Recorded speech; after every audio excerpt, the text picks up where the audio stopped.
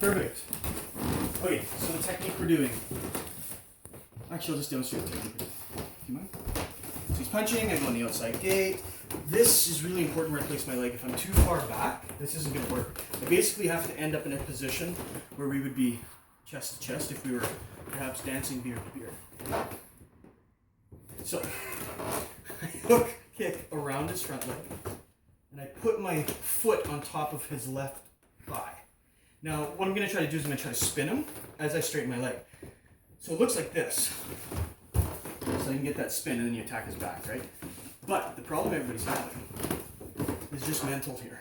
So if I push with my foot, you see how it's like, it's not the same effect. If I push with my knee backwards through his leg, that's where I get that pop into his pelvis, okay? So lines and dots is what this is called. A line of force is like when we punch or kick people, right? You hit and you blow right through them. You're trying to like cut a hole in them. That's a line of force, okay? Sometimes it's used to do things like filing. You'll shave something. So instead of trying to punch this off of the dummy, you might give it a chip and try to shave part of it off with your arm, right, on people. Dots, okay, are a whole other thing.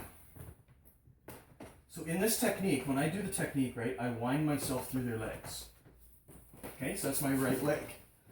Wound through. So this is my knee, right? This ends up being my foot down here. People always think of their feet as the weapon on the leg. But that's because they're used to using the foot as the place where the line of force goes. Does that make sense? Right, so when I kick, there's a line of force driving through my foot.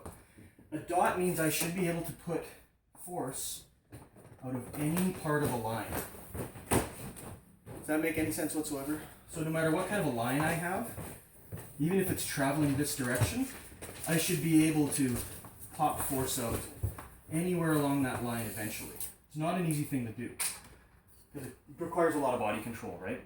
But in this movement, that's what's happening with most of you is you're getting around them, and then you're still thinking about the line of force, like I'm going to make a line out of my leg, and that doesn't spin them. Not enough. It'll move them a little bit. But if I get this and I'm like, yeah, I'm going to make a line, but I'm really thinking about the force coming this way. It doesn't look different on the air. It feels really different in the body. Does that make any sense? No? Yes? Fine. Yes.